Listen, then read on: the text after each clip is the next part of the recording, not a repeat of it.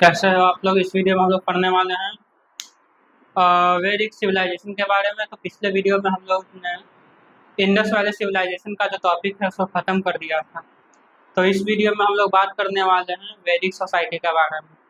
तो मैं क्या वैदिक सोसाइटी देखो, इंडस वैली सिविलाइजेशन खत्म हो चुका है, समझ में आ गया। इंडस वैली सिविलाइजेशन खत्म हो गया। अब इसके बाद जो आ रहा है वो है तुम्हारा वैदिक सिविलाइजेशन। क्या है? वैदिक पीरियड। अब वैदिक पीरियड जो है वह तुम्हारा चला था। वैदिक पीरियड देखो, वैदिक पीरियड, ये वैदिक पीरियड जो है यह तुम्हारा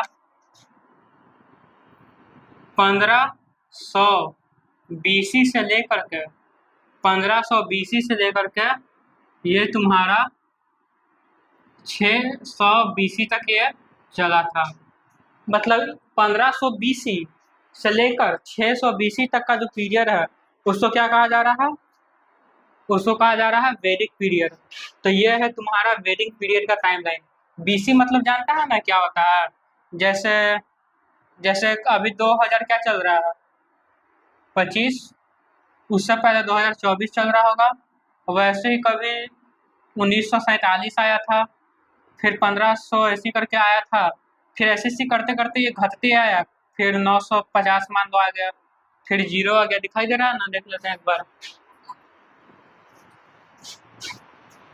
चलो, यह दिखाई दे रहा है 950 आया, फिर 950 के बाद फिर जीरो आया। तो जीरो से पहले क्या दुनिया नहीं था? जैसे इस तारीख से ईसा मसीह का जन्म हुआ, किसका जन्म हुआ? क्राइस्ट का जन्म हुआ, जीसस क्राइस्ट का जन्म हुआ। उसके बाद से हम लोग 0, 1, 2, 3, 9, 15, 47 ऐसे करते करते भी 2025 चल रहा है। तो ईसा मसीह के जन्म से पहले भी कुछ समय चल रहा था। बीसी बताता है, बीसी मतलब ईसा मसीह के जन्म से पहले कितना साल पहले? 1500 साल पहले। तो ईसा मसीह के जन्म से 1500 साल पहले ये चालू हुआ, और ईसा मसीह के जन्म से 600 साल पहले ये खत्म हो गया। यानी ईसा मसीह के जन्म से इतना, ये वाला जो रीजन है 1500 बीसी से 600 बीसी, इसको वैदिक पीरियड कहा जा रहा है। समझ में आ रहा है? मतलब ईसा मसीह के जन्म से पहले 1500 बीसी से लेकर के 600 बीसी तक का जो समय है उसे क्या कहा जा रहा है? वैदिक पीरियड। तो 1500 बीसी ज्यादा पुराना बात हो गया, 600 बीसी उससे कम। अब 1500 बीसी यानी 1500 बीसी यहाँ से कितना साल पहले? 2025 साल एन्ने हो गया। अब 1500 साल एन्ने हो गया, तो टोटल कितना साल हो गया? 5, 2, 5, 3, यानी इतना 1000 साल पहले चालू हुआ और खत्म कितना साल पहले हो गया? यानी 2025 और 600, 5, 2, 26, यानी इतना साल पहले खत्म हुआ। मतलब इतना साल पहले चालू हुआ और इतना साल पहले खत्म हो गया। समझ में आ गया? इतना बात याद रखना कि 1500 बीसी में चालू हुआ, 1500 और 600 बीसी में खत्म हो गया। अब ये हो गया तुम्हारा क्या? वैदिक पीरियड। अब वैदिक पीरियड को हम दो हिस्सा में बांट देते हैं, एगो बहुत पुराना वैदिक पीरियड, एगो पुराना वैदिक पीरियड। जो सबसे पुराना यानी वैदिक पीरियड का जो शुरुआती समय है उसको कहा जाता है ऋग वैदिक पीरियड। 1500 बीसी और 600 बीसी के बीच में 1000 बीसी ले लो। 1500 बीसी और 1000 बीसी के बीच का जो समय है उसको कहा जाता है ऋग वैदिक पीरियड। या पीरियड का स्पेलिंग गलत हो गया है, रुक जाओ। पीरियड 1000 बीसी से 600 बीसी का जो समय है इसको कहा जाता है लेटर वैदिक पीरियड। और ऋग वैदिक पीरियड, लेटर वैदिक पीरियड। ये वाला 1500 बीसी से 1000 बीसी ऋग वैदिक पीरियड, 1000 बीसी से 600 बीसी लेटर वैदिक पीरियड। दोनों को मिला दो पोस्ट वैदिक पीरियड। समझ में आ गया? यानी वैदिक पीरियड चालू कहाँ से हो रहा है? 1500 BC। इंडस वैली सिविलाइजेशन खत्म कब हुआ था?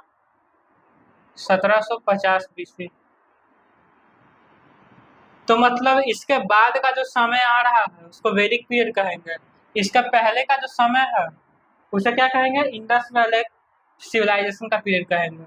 समझ में आ रहा है? अगर नहीं दिख रहा तो ऊपर हम लिखा हुआ है इंडस वैली सिविलाइजेशन 1700 BC। तो 1700 BC के उधर इंडस वैली सिविलाइजेशन, 1700 BC के 1500 BC के बाद का समय वैदिक पीरियड। तो इसके बीच का समय जो है उसको कहते हैं ट्रांजिशन पीरियड। इसको कहते हैं ट्रांजिशन पीरियड। मतलब जो दुनिया है इंडस वैली सिविलाइजेशन से निकल गया था, खत्म हो गया था और धीरे धीरे वैदिक पीरियड की ओर बढ़ रहा था। तो ये जो समय है जिसमें जो सारा समाज जो है वैदिक पीरियड की ओर बढ़ रहा है उस समय को ट्रांजिशन पीरियड कहते हैं। इतना बात समझ में आ गया? देख लेते हैं कि तुमको दिख रहा है कि नहीं।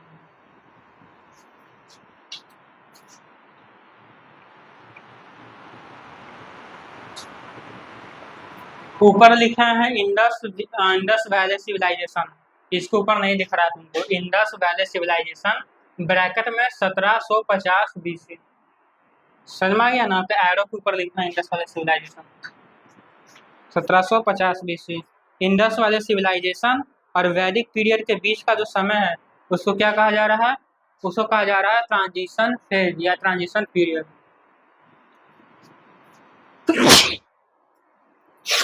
हाँ, तो चलो अब आगे का हम लोग बात करते हैं। अब ये जो वैदिक पीरियड है, अब हम लोग डायरेक्ट अब वैदिक इसका हम लोग इसका क्लासिफिकेशन टाइम के बेसिस पे हम लोग कर लिए। अब इसके बारे में हम लोग बात करते हैं। वैदिक सिविलाइजेशन को वैदिक सिविलाइजेशन ही क्यों कहा जाता है? इसके पीछे कहने का मतलब क्या हो गया? जैसे तुम लोग को मालूम हुआ वेद कितना होता है? ऋग्वेद, यजुर्वेद, सामवेद और अथर्ववेद।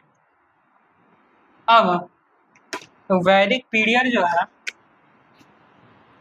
वैदिक पीरियड, इस वैदिक पीरियड जो है इसमें वेद को कंपोज किया गया था। इसमें क्या किया गया था? Vedas were composed. अब क्योंकि इस समय में वेद को लिखा गया, वेद का निर्माण हुआ, इस वजह से इस पीरियड को वैदिक पीरियड कहा जाता है। समझ में आ गया? तो वेदा को कंपोज किया गया। वैदिक वेदा यानी वैदिक लिटरेचर वेयर कंपोज। यहाँ वैदिक लिटरेचर लिख लेना, वैदिक लिटरेचर। अब यह वैदिक लिटरेचर जो होता है वह दो तरह का होता है। एक होता है श्रुति और एक होता है स्मृति। ये क्या लिखे हैं? वैदिक लिटरेचर, श्रुति और स्मृति। श्रुति का मतलब क्या होता है? जो देवता के द्वारा जो है वो सुना गया। अब देवता किसको सुनाएंगे? आम आदमी को। हाँ, अब देवता जो है इसको सुनाते हैं ऋषि को, ब्राह्मण को और सबको सुनाते हैं। समझ में आ गया? तो इस श्रुति क्या हो गया? डायरेक्टली गॉड टू ऋषि। श्रुति का एग्जाम्पल क्या क्या हो गया? वेदा हो गया, अरण्यक हो गया, अरण्यक, उपनिषद हो गया, ये सब हो गया। अब स्मृति मतलब क्या होता है? देखो स्मृति लिखने का कारण क्या है?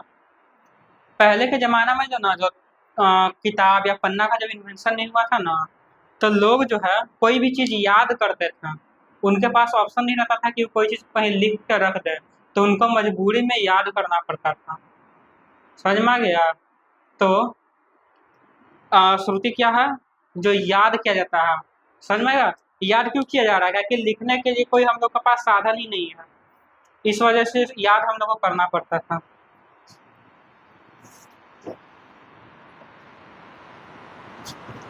समझ में आ गया ना? मतलब स्मृति क्या हो गया? Which are memorise to us. मतलब जिसको हम लोग याद कर लेते हैं, which are memorise to us. मतलब जो गॉड, जो भगवान आए हमको सुना दिए, उसको क्या कहेंगे? श्रुति। मतलब जिसको हम लोग सुने तो श्रुति, याद किए तो स्मृति। स्मृति मतलब स्मरण, स्मरण जिसको किए उसको स्मृति कहेंगे। जिसको स्रोत स्रोत किए श्रोता, तो उसमें श्रुति उसको कहते हैं। याद किए श्रुति, सुने तो स्मृति। याद क्या क्या किया? वेद, अरण्यक और उपनिषद। तो इन लोगों को क्या हम कहते हैं? क्या कहते हैं? श्रुति। मतलब जिसको गॉड जो है डायरेक्टली ऋषि को कन्वे किए उसको क्या कहेंगे? श्रुति। जिसको हम लोग याद किए उसको क्या कहेंगे? स्मृति। जो गॉड हम लोग को डायरेक्ट बताया श्रुति, जिसको हम लोग सुने उसको क्या कहेंगे? स्मृति। स्मृति का एग्जाम्पल है तुम्हारा वेदांग, और एक और एग्जाम्पल उपवेदांग। तो वैदिक पीरियड में ये दो तरह का किताब लिखा गया, एक सुनने वाला और एक तुम्हारा याद करने वाला। सुनने वाला का एग्जाम्पल वेद हो गया, अरण्यक हो गया, उपनिषद हो गया, या ब्राह्मण लिटरेचर हो गया। ब्राह्मण, ब्राह्मण यहाँ मतलब लिटरेचर से है। स्मृति यानी याद किसको किसको किया गया? वेदांग को याद किया गया, उपवेदा को याद किया गया। तो इन सब के बारे में हम लोगों ने याद किया था। मतलब हम लोगों ने नहीं, पहले के लोग याद इसको करते थे। अब वेद के बारे में देखते हैं। वेद 4 वेद हैं, ऋग्वेद, यजुर्वेद, सामवेद और अथर्ववेद। वेद, वेद कौन कौन सा है? There are 4 Vedas. सबसे पहला है ऋग्वेद, फिर यजुर्वेद, उसके बाद सामवेद, तो उसके बाद अथर्ववेद। तो ये 4 प्रकार का वेद है। देख लेने दो दिखाई दे रहा है कि नहीं, फिर आगे का चर्चा जारी करते हैं। चलो, तो ये बढ़िया दिख रहा है। अब ऋग्वेद, यजुर्वेद और सामवेद, इन सब के बारे में हम लोग को अब देखना है। देखो ऋग्वेद जो है वह सबसे तुम्हारा पुराना वेद है, समझ में आ गया? अब ऋग्वेद जो है उसमें 10 मंडल है। ऋग्वेद में कितना मंडल है? 10 मंडल है। एक सेकंड रुक जाना।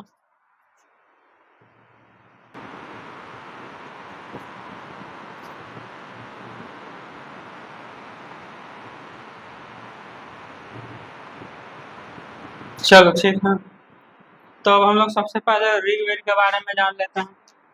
ऋग्वेद क्या है? यह जो है सबसे ओल्डेस्ट वेदा है, सबसे ओल्डेस्ट वेदा है। समझ में आ गया? पहला पॉइंट। दूसरा, इसमें 10 मंडल है। 10 मंडल कहो या 10 बुक कहो, 10 मंडल है। इसमें से मंडल जो है, मंडल एक, मंडल ऐसे मंडल देखो, 1, मंडल 2, मंडल 3, मंडल 4, मंडल 5, मंडल 6, मंडल 7, 8, 9 और 10। अब यहाँ देखो ना, 2 से लेकर के 9 मंडल जो है, 2 से लेकर के 9वां मंडल यह ओल्डेस्ट है इसमें। और मंडल 1 और मंडल 10 इसको बाद में ऐड किया गया था। मंडल 2, सॉरी विनोद, मंडल 1 और मंडल 10 को क्या किया गया था? बाद में ऐड किया गया था। इसमें ऋग्वेदा में गायत्री मंत्र है, गायत्री मंत्र इसी में है। इसी में सबसे पहला बार शूद्र शब्द देखने को मिलता है।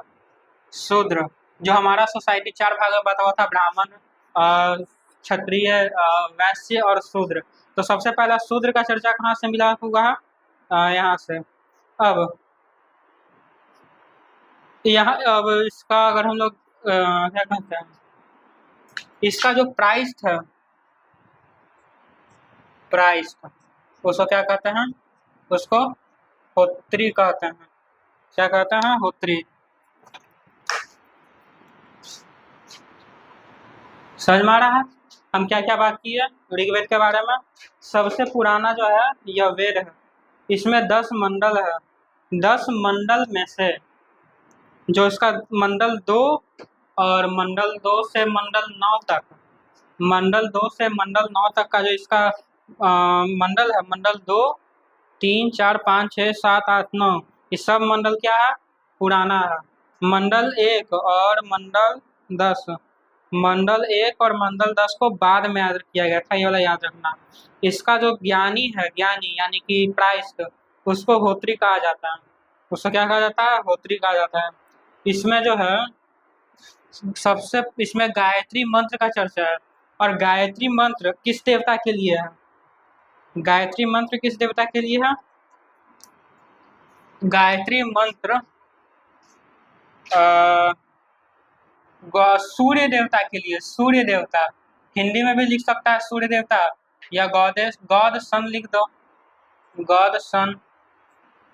तो सूर्य मंत्र इसके लिए है। शूद्रा जो है उसको मंडल 9 में इसके बारे में जानकारी मिलता है, शूद्रा के बारे में। प्राइस कौन है इसका? होत्री है। चलो समझ में आ गया। अब एक और इसमें क्या कहा जा रहा है, इसी में ऋग्वेदा में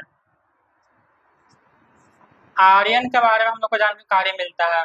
ऋग्वेदा में आर्यन शब्द का यूज 36 बार किया गया। समझ में आ गया ना? तो ऋग्वेदा के लिए इतना काफी है जितना हम बता दिए। अब इसके बाद हम लोग देख लेते हैं,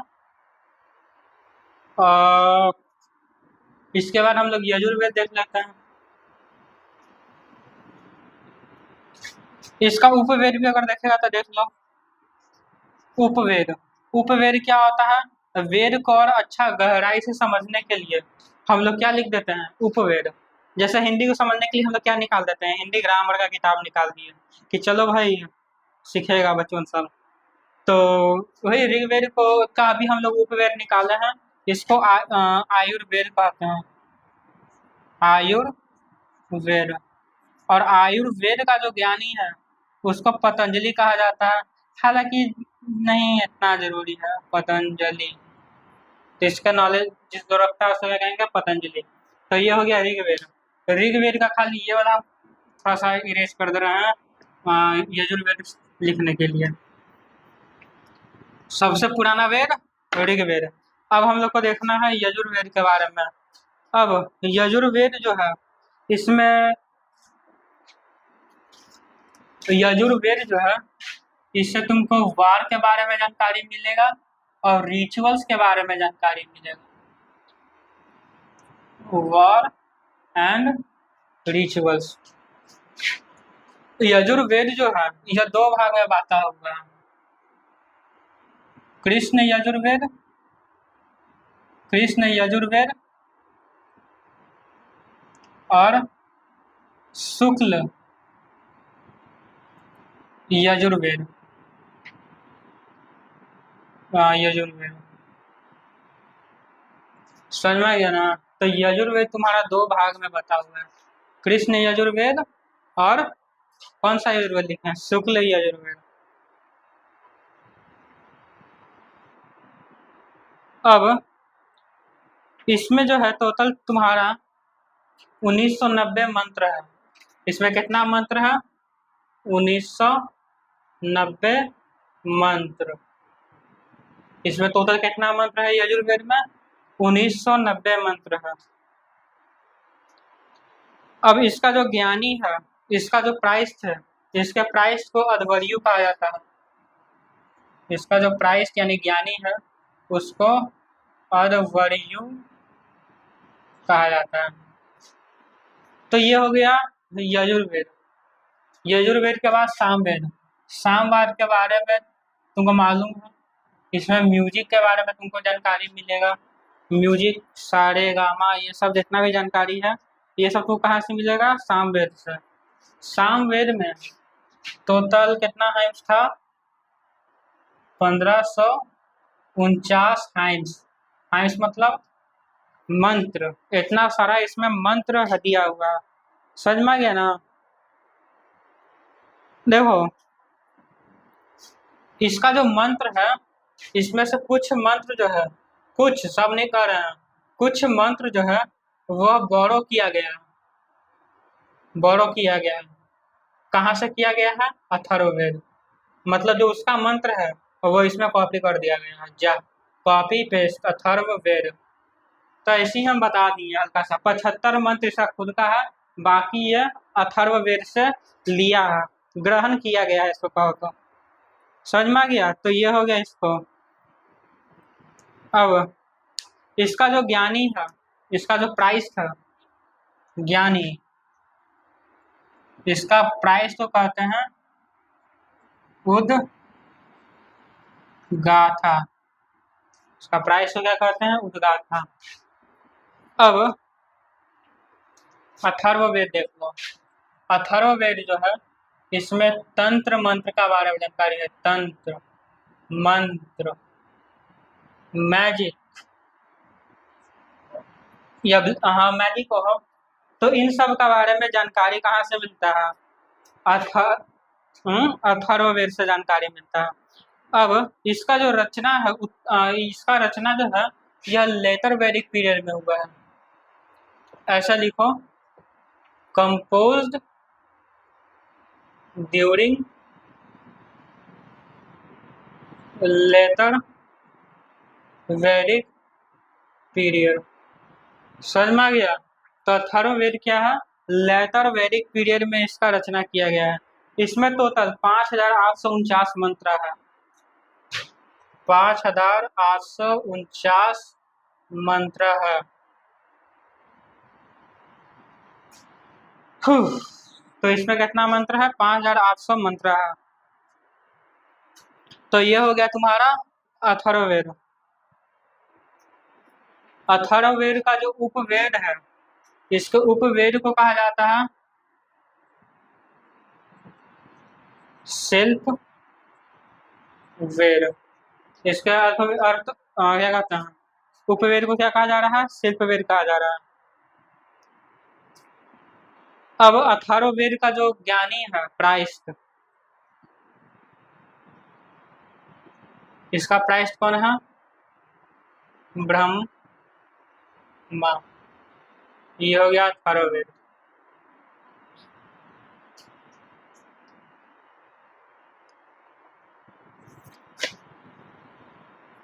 इसका जो उपवेद है वो गंधर्व वेद है। उपवेद, गंधर्व वेद। देखो इसमें किस वेद का उपवेद कौन है वो याद रख लेना। चलो बताओ, सबसे ज्यादा मंत्र किस वेद में है? सबसे अधिक मंत्र किस वेद में है? ऋग्वेद, यजुर्वेद, सामवेद या अथर्ववेद? तो सबसे ज्यादा वेद किसमें है? अथर्ववेद में। कितना मंत्र है? 5849 मंत्र है। समझ में आ रहा है? इसमें 5849 मंत्र है। और सामवेद, म्यूजिक, म्यूजिक का चर्चा किस वेद में है? म्यूजिक का चर्चा सामवेद में है। और सामवेद में कितना मंत्र है? 1549 मंत्र है। यजुर्वेद में बात करें तो यजुर्वेद को कितने भाग में बांटा गया? 2 भाग। समझ में आ गया? अब यजुर्वेद, इसका उपवेद नहीं बताया। उपवेद, उसका उपवेद है धनुर्वेद, जिसका ज्ञानी है विश्वामित्र। तो धनुर्वेद कहाँ पर है? इसका उपवेद है यजुर्वेद। यह अभी एक्सटिंक्ट हो गया है। धनुर्वेद अभी तुमको नहीं देखने को मिलेगा विनोद। तो धनुर्वेद क्या है? एक्सटिंक्ट वेदा है। चलो ये तो हो गया तुम्हारा वेद के बारे में सारा जानकारी।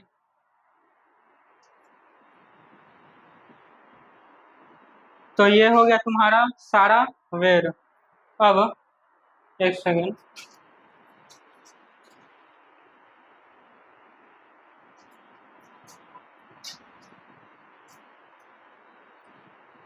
अब हम लोग आर्यन के बारे में हल्का सा देख लेते हैं कि आर्यन क्या था, कहाँ से आया और कैसे कैसे भारत में आया, इसके बारे में।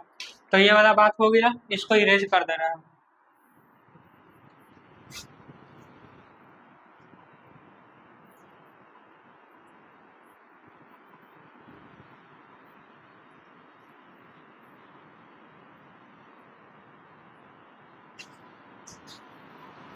सामवेद का उपवेद कौन है? गंधर्व वेद। और इसका प्राइस है तुम्हारा नारद। अब हम लोग को इन्वेजन ऑफ आर्यंस के बारे में देखना है। आर्यन जो है वो तुम्हारे कहाँ से आए थे? बाहर से आए थे, सेंट्रल एशिया से वो लोग आए थे। और ऐसा नहीं है कि एक ही बार में सारा आर्यन लोग जो है वो आ गया था। अब हम लोग देख लेते हैं आर्यंस के बारे में। आर्यंस देखो, अब वैदिक पीरियड आर्यन के बारे में हम लोग क्यों पढ़ रहे हैं? क्योंकि वैदिक पीरियड जो है वह आर्यन से ही, उसमें जो लोग रह रहे हैं उनको आर्यन कहा जा रहा है। मतलब वैदिक पीरियड जो है वो आर्यन के द्वारा ही कंपोज किया जा रहा है। समझ में आ गया? अब ये जो है ना तुम्हारे सेंट्रल एशिया से आए हैं। और सेंट्रल एशिया से ऐसा नहीं है कि एक ही बार में धड़क करके एक ही बार में सब कोई आ गया। मतलब ये जो आर्यन है ना, आर्यन, तो ये जो है तुम्हारे वेब के फॉर्म में है। मतलब जैसे इंडिया,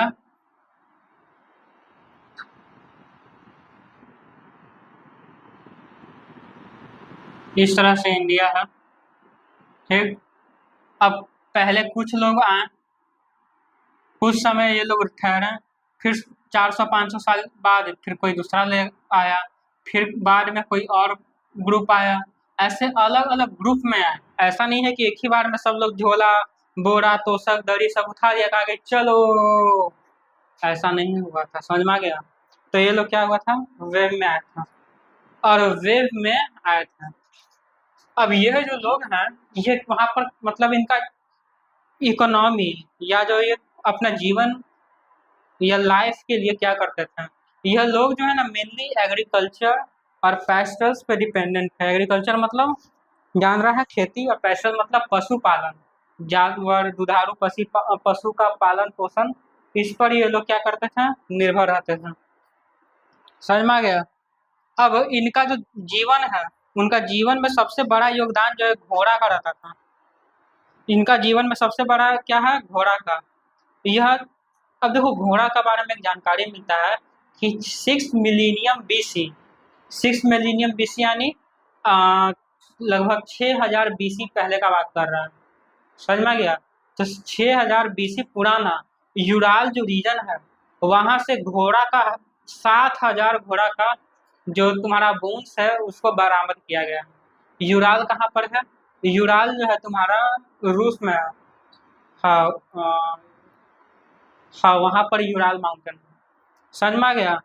तो वहां से 7000 घोड़ा का जो है बोन्स उसका मिला है। अब ये आर्यन जो आ रहा है, तो इसका बारे में जानकारी हम बताएं अभी, कहाँ कौन से वेद से मिला। चलो विनोद बताओ कौन से वेद से मिला। इसका जानकारी कहाँ से मिला है? ऋग्वेद। हाँ ऋग्वेद से मिला है। अब आर्यन का जो है उसका जानकारी अब पता कैसे चला कि आर्यन जो है वो बाहर से आया है, इसका बारे में हम लोग कैसे कर सकते हैं? जैसे ऋग्वेद तो लिख दिया, लेकिन इसका कोई साक्ष्य भी तो होना चाहिए। इसका साक्ष्य सुनो क्या है। ईरान जो है, ईरान का जो टेक्स्ट है, टेक्स्ट यानी लिटरेचर जो है इराक का, ईरान का, तो उसमें भी आर्यन शब्द का जिक्र मिला है।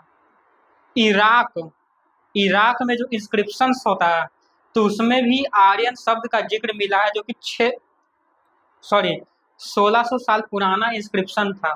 इराक का 1600 साल पुराना इंस्क्रिप्शन से आर्यंस का बारे में हम लोग को जानकारी मिला। समझ में आ गया। अब कहा जा रहा, अब तुमको हम बताएं कि ये जो है वेव में आए हैं। अब वेव में आ करके ये लोग यहाँ पर आ गए। अब सोचो, ये लोग बाहर से आ रहे हैं, यहाँ पर आएंगे, मार नहीं होगा, भयानक मार होगा, खून खराबा होगा। यहाँ पर जो पहले से जो यहाँ पर इनहैबिटेंट्स यानी जो यहाँ पे जो निवासी हैं वो थे तुम्हारे दसाल और दस्यु। यह दोनों जो है इनका विरोध करते हैं। हालांकि जो आर्यंस हैं इनसे लड़ते हैं और दसाल जो हैं उसको हरा देते हैं। समझ में आ गया। अब यह जो लड़ाई है यह तुम्हारा परुस्नी नदी के किनारे हुआ था। परुस्नी रिवर मतलब अभी उस नदी को रावी नदी के नाम से जाना जाता है। तो रावी नदी जो है उसका पुराना नाम क्या है? परुस्नी नदी है। तो ये हो गया इसके बारे में जानकारी। अब जो यहाँ पर तुम्हारा कॉन्फ्लिक्ट हुआ, जब ये लोग यहाँ पर आकर के बस गए, तो यहाँ पर आकर के ये लोग जो है अलग अलग क्लैन का भी निर्माण करने लगे। समझ में आ गया। अब अलग अलग क्लैन का निर्माण कर लिया, मतलब इन लोग ना टोटल 5 क्लैन का या 5 ट्राइब का निर्माण किया था। 5 ट्राइब अलग अलग, 5 जाति। समझ में आ रहा है। एक था तुम्हारा कौन? एक थे तुम्हारे भरत और एक थे तुम्हारे त्रिशु, TRITSU। तो ये जो तो है तुम्हारे मेन क्लाइंट्स था। अब इन दोनों ने मिलकर के दशराज का युद्ध लड़ा था। भरत क्लैन ने, भरत क्लैन दशराज युद्ध में जीत गया और जिस वजह से इस देश का नाम भारत पड़ गया। समझ में आ गया। अब इसको बारे में हम लोग लिखवा देते हैं।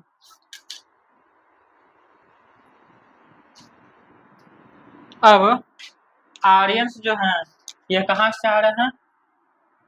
Came from central Asia. मतलब सेंट्रल एशिया से ये लोग कहाँ पर आए हैं? भारत में आए हैं। एक होमवर्क ले लो विनोद, सेंट्रल एशिया के बारे में सर्च कर लेना। सेंट्रल एशिया कहाँ पर है? इधर है, इधर है, इधर है, कहाँ पर है? Central Asia. In wave, wave का मतलब हम बताए ना कि एक के बारे में नहीं आ गया सब कोई, सब लोग अलग अलग ग्रुप बना करके आए। समझ में आ गया। इनका आने का कारण क्या था? They came in search of pasture land. मतलब पैस्चर लैंड मतलब क्या समझता है? ग्रेजिंग फील्ड, मतलब जहाँ पे जानवर को ले जाके चरा देते हैं कि जाओ, मतलब खेत है और खेत में घास है, उस घास को खाने के लिए जो जानवर है वो खेत में उतर जाता है, तो उस खेत को जिसमें जानवर चरने वाला है उस खेत को कहते हैं पास्चर लैंड। समझ में आ गया। तो उसी पास्चर लैंड के ये खोज में आए थे। समझ में आ गया। अब जब ये आए तो इनको स्ट्रगल करना पड़ा। They had struggle and conflicts with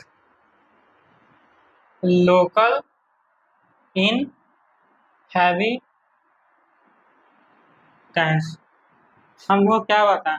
अरे जो भी कोई बाहर से आया हो, जैसे बाबर आए, गजनी आया, मोहम्मद गोरी आया, उससे पहले ये लोग आए, तो जब उन लोग को हम लोग रोकने के लिए उनसे युद्ध किए हैं, तो ये लोग जब आया ना तो इनके खिलाफ भी युद्ध किया गया। समझ में आ गया। तो इनका खिलाफ भी क्या हुआ?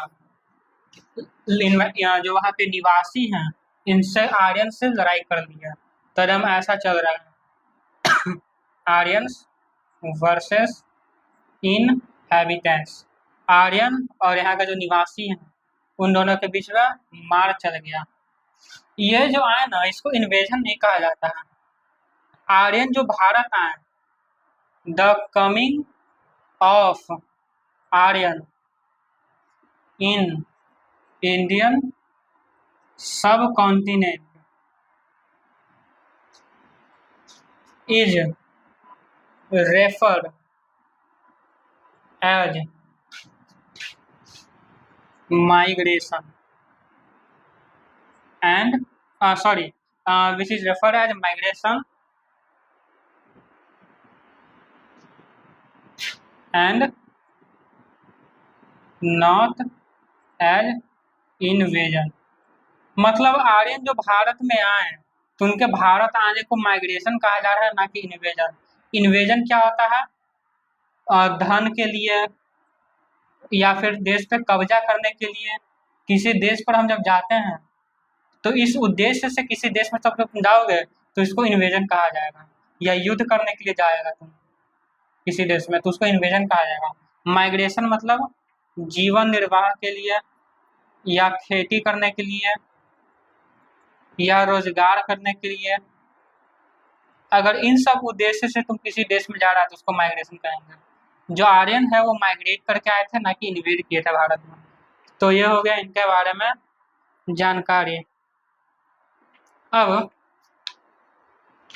इनका जो है लोकल क्या कहते हैं उसको, लोकल इनहैबिटेंट्स के साथ कॉन्फ्लिक्ट हो गया। तो लोकल इनहैबिटेंट्स के साथ यूज हो गया। लोकल इनहैबिटेंट्स मतलब जो वहां में पहले से रह रहे हैं उसको लोकल इनहैबिटेंट्स कहा जा रहा है।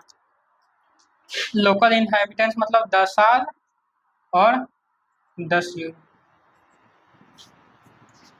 अब ये जो है यहाँ पर लड़ाई में जीत जाते हैं, समझ में आ रहा है ना। 10 साल से ये लोग जीत जाते हैं।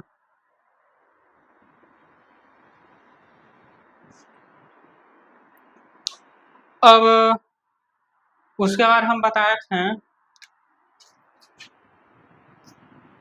इन्होंने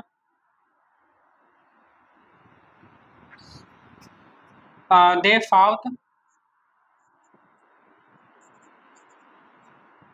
दे फाउट 10 राज वार। ये लोग जो है 10 राज का युद्ध लड़ते हैं परुस्नी नदी के किनारे में। परुस्नी नदी का हम क्या नाम बताए थे?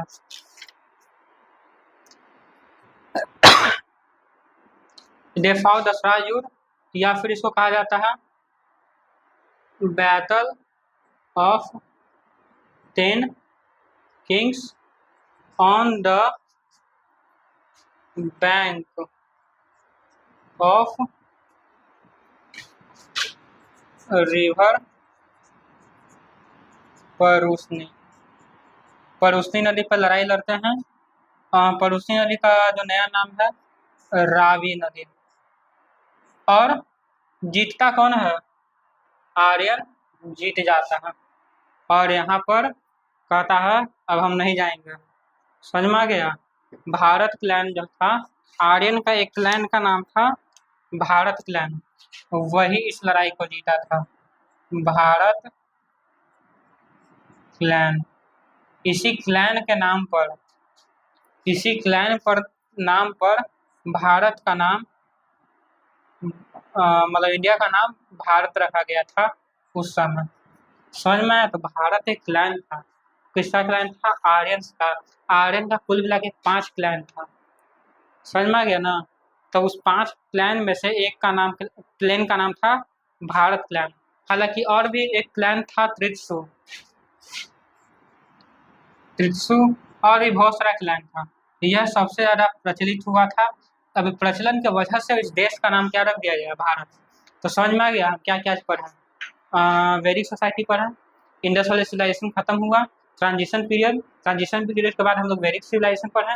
वैदिक सिविलाइजेशन 2 पार्ट में बता हुआ है। कौन कौन सा? ऋग्वैदिक और लेटर वैदिक पीरियड। ऋग्वैदिक पीरियड कहाँ से 1500 से 1000 बीसी को क्या कर रहे हैं? ऋग्वैदिक पीरियड। और 1000 बीसी से 600 बीसी को क्या कर रहे हैं? लेटर वैदिक पीरियड का है। समझ में आ गया? वैदिक पीरियड में हम लोग पढ़े, इसको वैदिक पीरियड नाम क्यों दिया गया, क्योंकि इसमें वेदों का रचना किया गया था, इस वजह से इस समय को वैदिक पीरियड कहा गया। 4 वेद था, ऋग्वेद, यजुर्वेद, सामवेद, अथर्ववेद।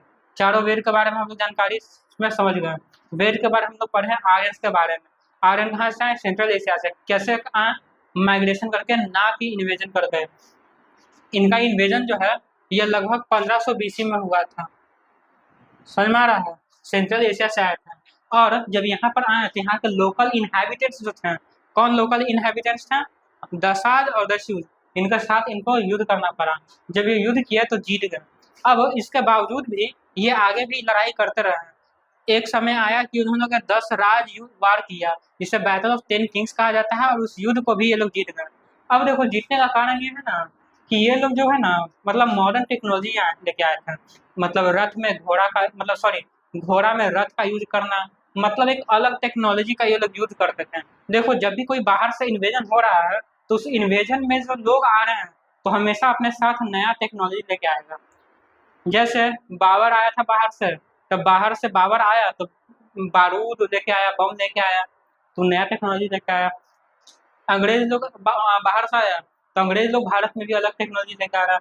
मतलब जब भी कोई बाहर से आ रहा है तो नया टेक्नोलॉजी लेकर के आएगा। अगर तुमसे कोई पूछता है कि उस समय का इकोनॉमी क्या था, तो इकोनॉमी क्या रहेगा, तुम सोच के देखो। वहाँ पे लोग IT कंपनी में काम करते थे, या IS का तैयारी करते थे, या CA का तैयारी करते थे, या फिर टिकटॉक बनाते थे, क्या बनाते थे? अरे उस समय ये सब नहीं था। उस समय तुम्हारा इकोनॉमी में क्या रहेगा? एग्रीकल्चर और एनिमल हस्बेंड्री, एग्रीकल्चर और एनिमल हस्बेंड्री, इन सब के बारे में जानकारी, मतलब और आगे हम आने वाले वीडियो में देंगे। इस वीडियो को हम लोग यहीं पर रोक देते हैं। तब तक के लिए टाटा, बाय।